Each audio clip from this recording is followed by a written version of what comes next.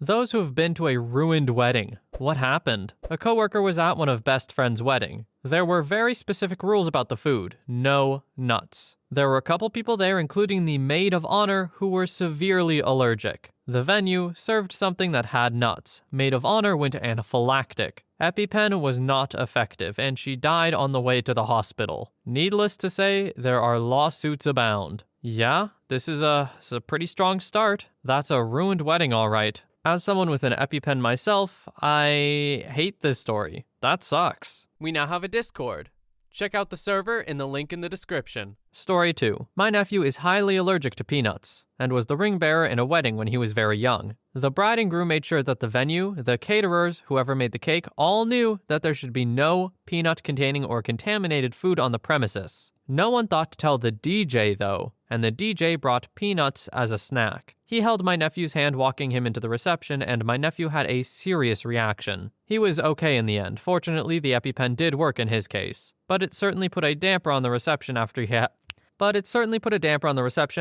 to leave for the hospital. It was pretty scary, and I shared the story hoping that if any other brides/grooms have a loved one with a peanut allergy, you make sure to tell everybody that might set foot in your wedding venue. Story 3. We attended a wedding for a family member who didn't have a lot of money. It was hosted at an inexpensive venue but was nice. My heart broke when only a third of the people invited showed up. You could see the hurt on the couple's faces. They came up to our table and said, "Do you have any friends in the city?" They had all this food for 100 people, but only 30 guests. They were willing to have complete strangers come down just so that their money and food wouldn't go to waste. We hadn't handed over our card with cash inside yet, so my husband hit the ATM and added another $100. This is just the super extreme version of when no one shows up to a kid's birthday party, huh? So many people are told growing up that their wedding day will be the happiest day of their life. And yet this happens? That's devastating. My heart goes out to this couple for sure. Story 4. I'm a wedding photographer. I was at one really fancy one a couple of years ago. Typical outdoor deal at a swanky location in the middle of nowhere. The place was really nice, had a large concrete stairwell flanked by water fountains that led down to the altar area, so the bride could be seen by all like she was descending from heaven. The ceremony begins and the bridal party comes down and takes their places. Then the bride appears with her father. She takes 3 or 4 steps down the concrete steps and her shoe twists on her. She tumbled down a good 12 feet or more and busted out the majority of her front teeth in the fall. So much blood all over her. With the place being so isolated, it took a good 40 minutes for ambulances to arrive, and she was in intense pain. Ultimately, she was okay, and I got an email from them weeks later with the reschedule date. This time, no stairs anywhere in sight. Look,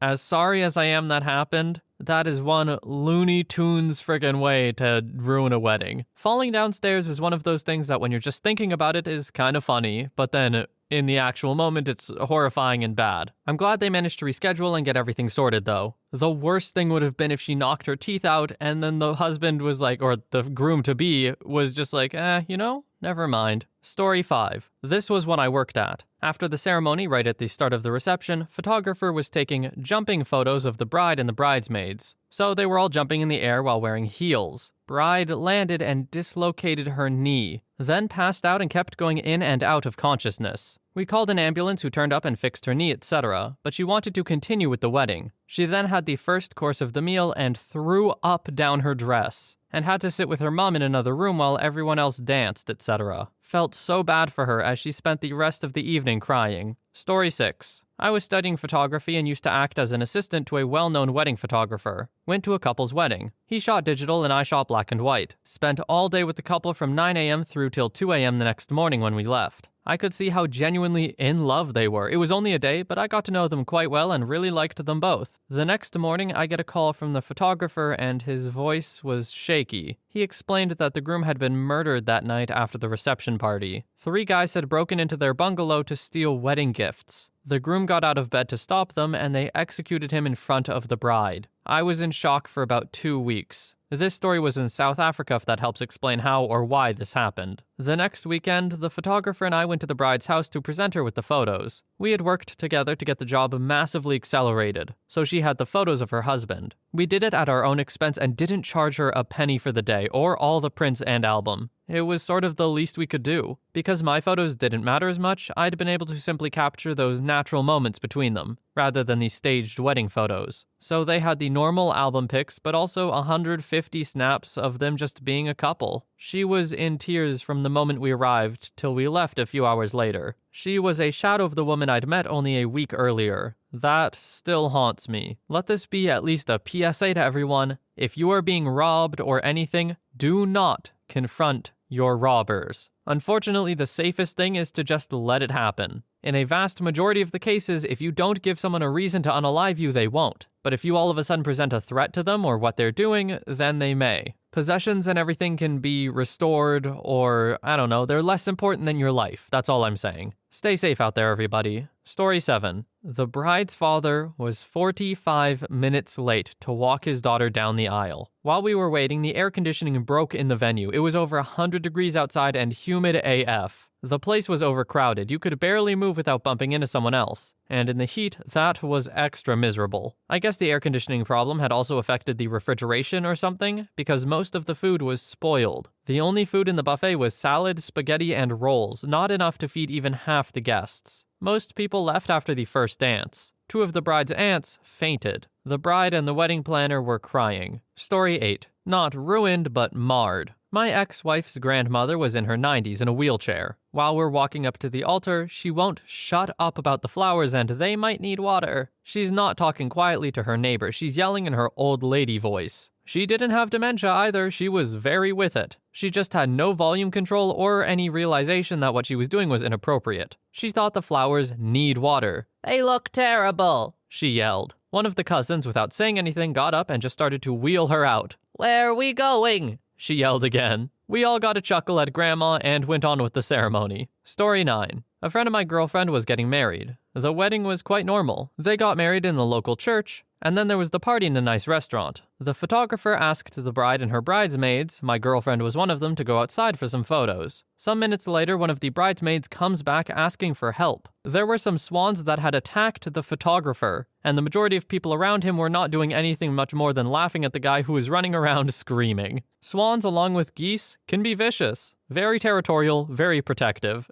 Don't take them lightly. Story 10. Big wedding, around 500 people. All the future wife's doing. She wanted the huge $70,000 wedding. I was a groomsman. Pre-wedding, groom, nervous as hell. All these people, has to be perfect, this is her dream wedding, yada yada. So at some point, the whiskey gets pulled out. It went from a calm the nerves few shots to, he's just about finished the bottle. We give him water, get him in the shower, get redressed, and it's go time. Midway through her vows, he pukes all down the front of her dress. It was horrible, but it was great. They're going on 8 years strong. Now let that ending be a lesson to you. You don't need the perfect wedding. The perfect wedding is a myth, as far as I'm concerned. In fact, the things that, quote-unquote, go wrong are just what makes it better and unique. So please, don't put so much pressure on yourself for the perfect wedding. Just try to make it the wedding that you want and see what happens. $70,000 is overkill, trust me. Story 11. This didn't happen at a wedding, but a 30-year wedding anniversary. I was working as a waiter at an inn. We had ballrooms for private parties and other bigger events. The bride and groom had spared no expense. About 100 guests, 5-course meal, an open bar, a whole day party. We were supposed to close it at 4 in the morning. It was grand and one of the biggest parties I had waited on so far. After the main course, the husband stood up and held a speech. A long one. He started out reminiscing of when they had met, their early life together, the hard times they had endured. He then talked at length about how he loved the children she had birthed him,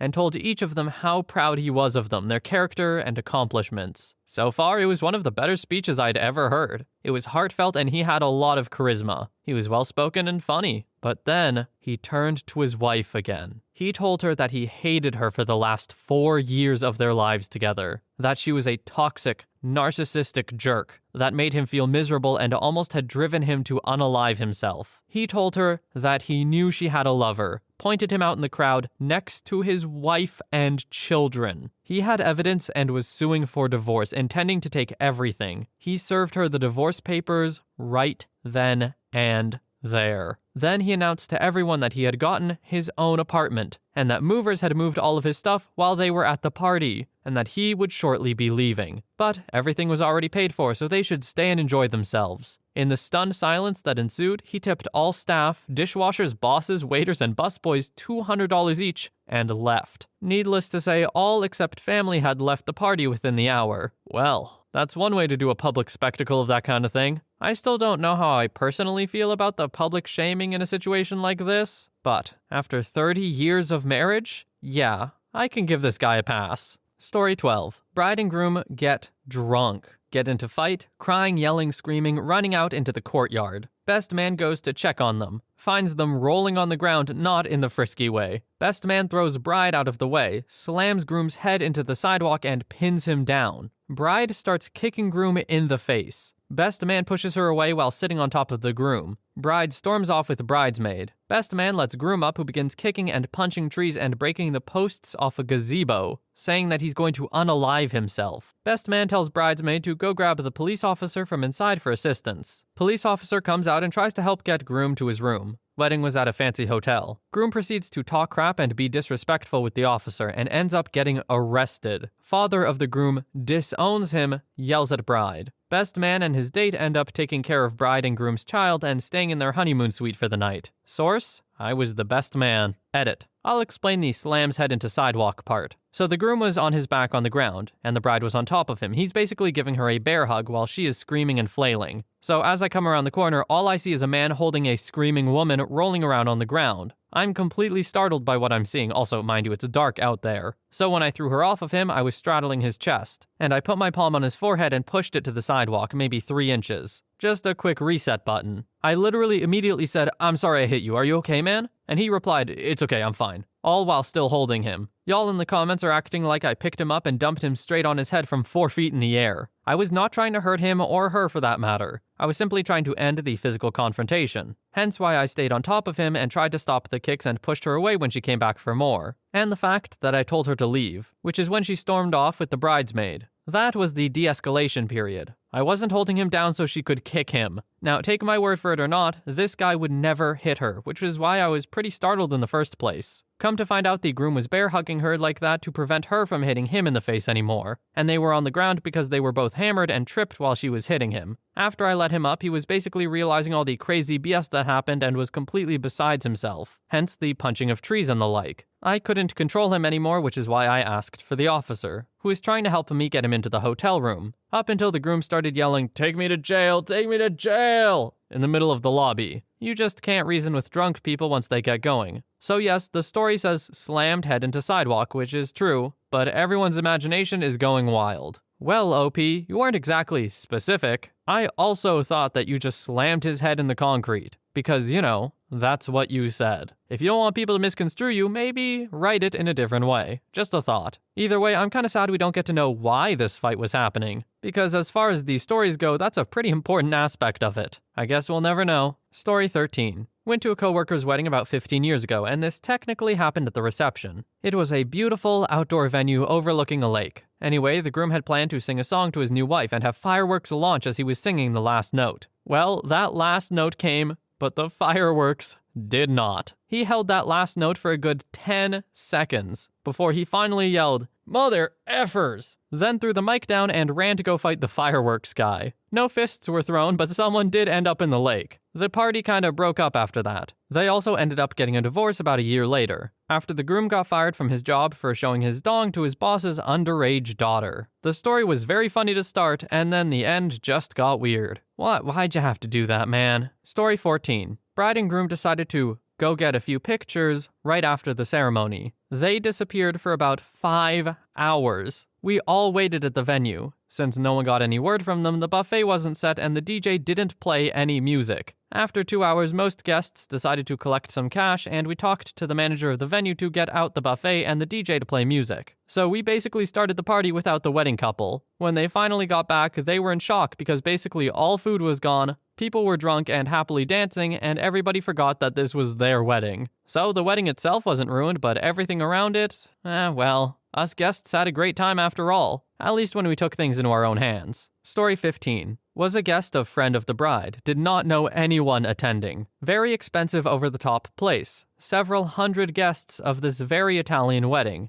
Maid of honor grabs Mike at the cocktail hour, begins her speech rambling and drunk, quickly devolves to stating the recently deceased mother of the bride was against this wedding, and that's basically what unalived her. Plus, Vinny will never give up his escorts. She is tackled by several people and dragged away. The happy couple is separated and divorced within a year. Story 16. This was around 2009. On the second day of the wedding, the bride went swimming in the ocean. It took place in Tenerife. She swam out too far and was basically lost at sea for 9 hours or so. She eventually found her way back, but was in bad shape. Everyone was panicked the whole day and thought she drowned. By the time she got back, she wished she had. Her husband found her phone and read a bunch of messages, supposedly from her aunt. But it was quickly clear from the frisky content it wasn't her aunt at all. She had been having an affair with the best man for years. They got an annulment shortly after. $60,000 down the drain. One of the most opulent weddings I had ever been to. Story 17. Hurricane Ivan. Our wedding was scheduled for Friday, and the hurricane hit us dead center on Thursday. We were sitting around with no power on Friday and remembered that a neighbor was a pastor, so my partner and I just knocked on his front door and asked if he would marry us in the front yard. So the big church wedding was canceled, but instead I got married in the front yard with chainsaws and stuff in the background. Been married 17 years now. Story 18. I was invited to the reception of one of my good friends. They had been courthouse married for months and living happily. When I arrived at the location and saw the big crowd, I knew something was wrong. Friend's wife is prone to panic attacks and is extremely agoraphobic, to the point of breaking down and crying if she is overwhelmed. Immediately call friend and ask what's going on and if this was okay. Turns out friend's parents invited everyone possible to be there without my friend knowing. After I sent him a picture of the crowd, him and his wife thought it would be better to go on a second honeymoon than have a reception. He sent a message apologizing to all those his wife and him invited, and telling them to leave without telling his parents. Parents had a meltdown as we left. I get so frustrated with stories where parents don't just stay in their lane. You were asked specifically to not do something. You were told of the circumstances, and that should be pretty clear. Don't just invite